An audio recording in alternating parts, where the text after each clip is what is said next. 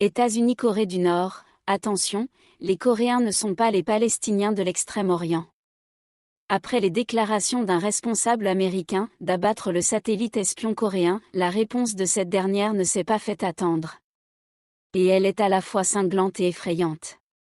La Corée du Nord a, ni plus ni moins, menacé d'abattre tous les satellites espions américains en réponse à toute attaque contre son propre satellite, en orbite depuis une dizaine de jours. Pyongyang a affirmé qu'une telle opération serait considérée comme une « déclaration de guerre », a rapporté l'agence de presse officielle KCNA. Rien que ça.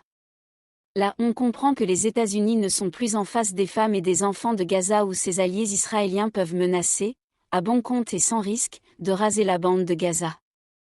Cette déclaration intervient après qu'un responsable américain a expliqué que Washington disposait de divers moyens réversibles et irréversibles pour priver un adversaire de ses capacités spatiales et les contrer.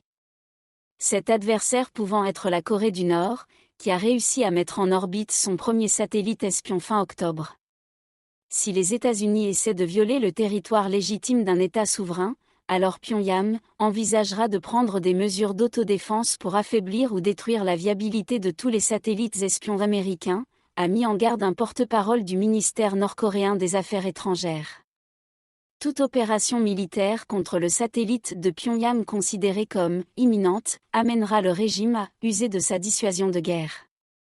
En clair, Pyongyang utilisera son arsenal nucléaire sans aucune hésitation. Une véritable douche froide pour ce responsable américain et pour la Maison-Blanche qui ont essayé d'arrondir les angles en précisant qu'ils ne visaient pas spécialement la Corée du Nord. Ils visaient qui alors ? Hamas, l'Irak, l'Afghanistan, la Palestine ? Non, je ne crois pas. Ils n'ont ni satellites espions ni missiles intercontinentaux. Si ce responsable visait la Russie, alors bonne chance pour la suite. Depuis le lancement réussi de son premier satellite, la Corée du Nord assure avoir observé des sites militaires américains et sud-coréens stratégiques. Selon Washington et Séoul, la Russie aurait aidé la Corée du Nord à lancer avec succès son satellite espion.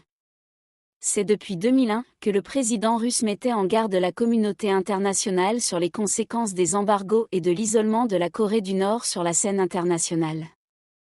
Vladimir Poutine a exhorté l'Occident d'arrêter de pousser la Corée du Nord dans ses derniers retranchements.